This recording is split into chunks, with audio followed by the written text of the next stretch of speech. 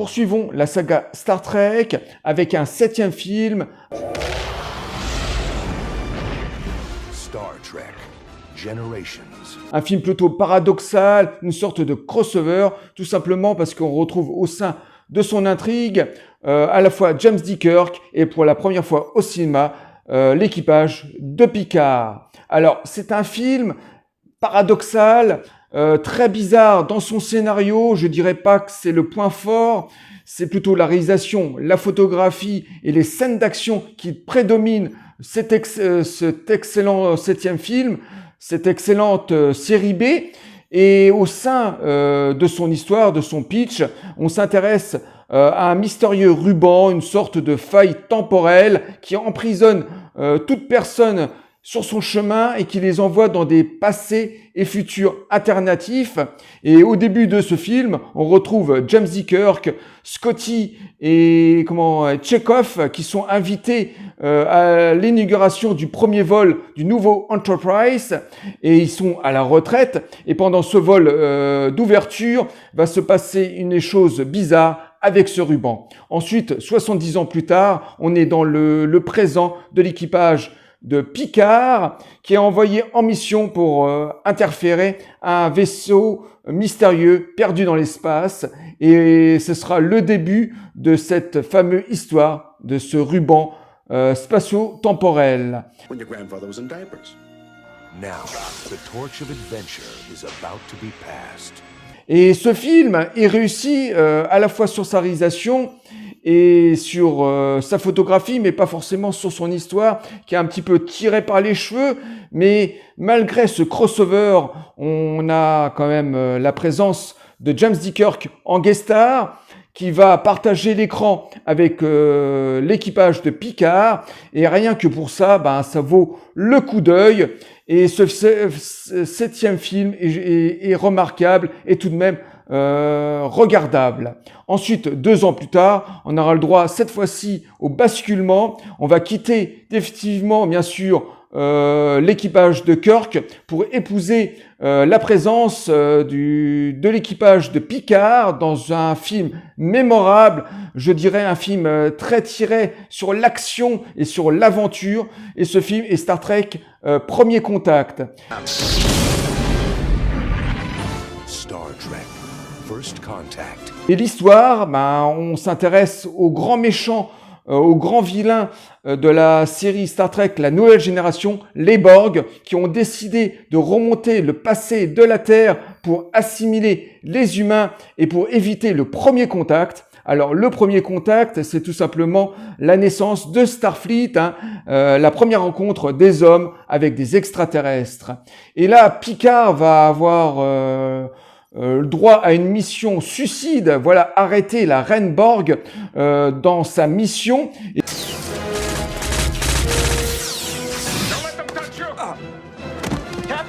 Et là, on a des scènes d'action, on a un casting 4 étoiles avec énormément d'acteurs de renom qui se partagent des scènes d'action juste mémorables. En tout cas, ce Star Trek 8, Premier Contact, un des meilleurs films de la saga.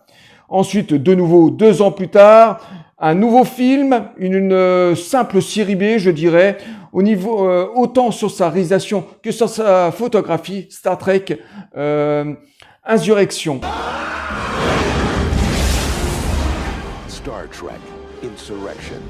Alors, l'histoire est beaucoup plus simple que le précédent film. On se retrouve dans une mission où Picard doit interférer Data qui semble au début de ce film avoir perdu l'intelligence, perdu comme ça les fonctions motrices, et il essaye comme ça d'arrêter des hommes sur une mystérieuse planète avec un peuple qui vit un peu à l'ancienne, comme ça, un petit peu rural. Alors il y a un mystère autour de cette ouverture, et ensuite on va vite comprendre que ce peuple va être confronté à un autre peuple comme ça qui essaye de les envoyer sur une autre planète, comme ça de les déporter sur une autre planète. Bien sûr, c'est un scénario à tiroir comme on a l'habitude dans Star Trek et on va vite comprendre que c'est le même peuple avec une histoire de vengeance. How many people does it take, Admiral? Who wouldn't be tempted by the promise of perpetual youth? There are hard Alors, comme je le disais au début, c'est un film Star Trek plutôt série B, très facile à suivre, mais c'est une sorte de grand épisode plutôt sympathique de Star Trek, la nouvelle génération, et c'est pas forcément le meilleur épisode de la saga, mais il se suit allègrement, sans problème. Ensuite, de nouveau, 2 ans plus tard, on va avoir le droit à un dernier film avec l'équipage de Picard, et ce film est Star Trek Nemesis.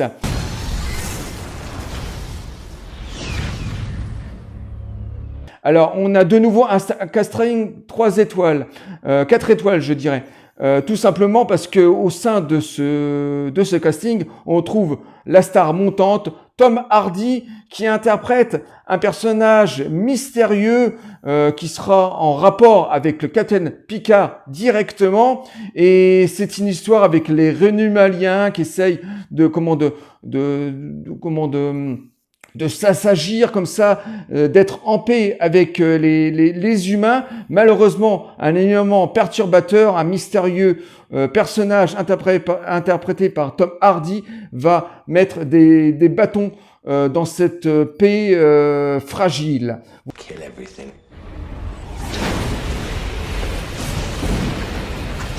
Voilà l'histoire en gros de ce nouveau film Star Trek Nemesis. Alors c'est à peu près la même chose que le précédent film, une excellente série B, extrêmement maîtrisée sur sa réalisation et sa photographie, mais avec énormément de scènes d'action. On quitte de plus en plus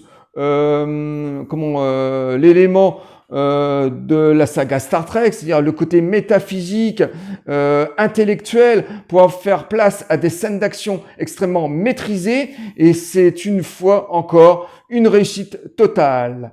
Quelques années plus tard, on aura le droit à 2 films de J.J. Abrams. On va retourner dans le passé, on va s'intéresser à l'équipage de Kirk jeune. Alors, c'est un film qui s'appelle tout simplement Star Trek.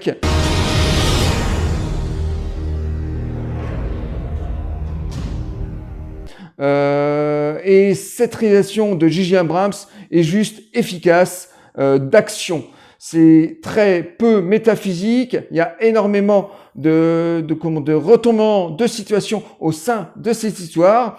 En même temps, c'est une origin story, on s'intéresse à James D. Kirk. Au début, c'est un jeune homme intrépide, inconscient comme ça, qui va s'enrouler chez Starfleet un petit peu par hasard comme ça, parce que son père lui-même était un officier de Starfleet, et il va se retrouver dans une première mission. Il va rencontrer bien sûr le jeune Spock et tous les autres protagonistes de l'équipe. Kirk était un grand homme, c'était dans une autre vie. Et ça donne place à un film d'action de science-fiction, beaucoup moins métaphysique bien sûr, mais extrêmement maîtrisé par un grand nom, un grand réalisateur, J.J. Abrams. Ensuite, il y aura une suite directe, Star Trek To the Darkness.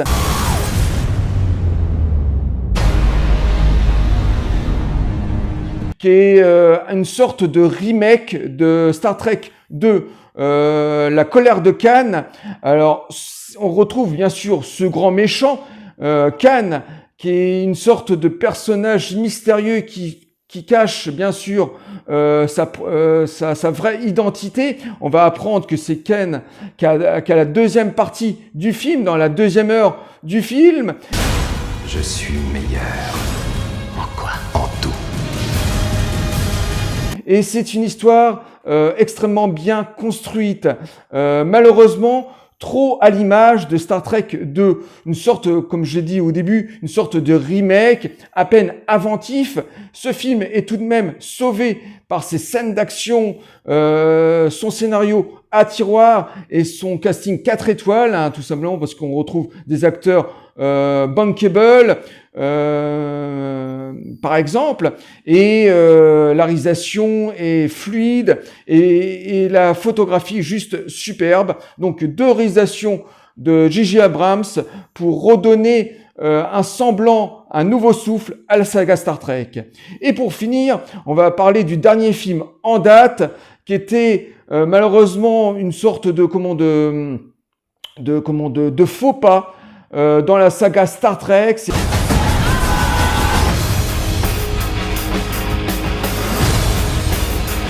C'est peut-être un des films les plus faibles. Alors, c'est une suite directe, bien sûr, aux 2 films de J.J. Abrams. On retrouve quelques années plus tard l'équipage de Kirk, cette fois-ci envoyé en mission de 5 ans pour rencontrer des formes de vie, des nouvelles civilisations. Et pendant leur mission, ils vont être confrontés à un mégalomane qui veut tout simplement détruire la galaxie et la Terre pour une histoire de vengeance. Let's hope this doesn't get messy. This is where it begins. Alors, c'est un film sur une réalisation correcte, une photographie bien sûr réussie, des effets spatiaux novateurs, même s'il y a beaucoup de fond vert, même s'il y a beaucoup d'artifices, de CGI, mais c'est une histoire pas très intéressante, des scènes d'action plutôt molles. En tout cas, pour ma part, ce dernier film Star Trek, Infinity, était malheureusement pas à la hauteur des films de J.J. Abrams, ni des derniers films avec Picard, malheureusement. Je dirais que c'est une série B plutôt sympathique, sans être mémorable, malheureusement. Ben voilà les amis, je viens de parcourir tous les films et séries de la grande saga Star Trek. Alors je pense que dans le futur, il y aura de nouvelles montures au cinéma et bien sûr de nouvelles séries. On risque pas d'arrêter la saga Star Trek de sitôt avec maestria et bien sûr pour notre propre plaisir. Et moi je vous dis à très bientôt pour une nouvelle critique cinéma. Bye. Au revoir les amis.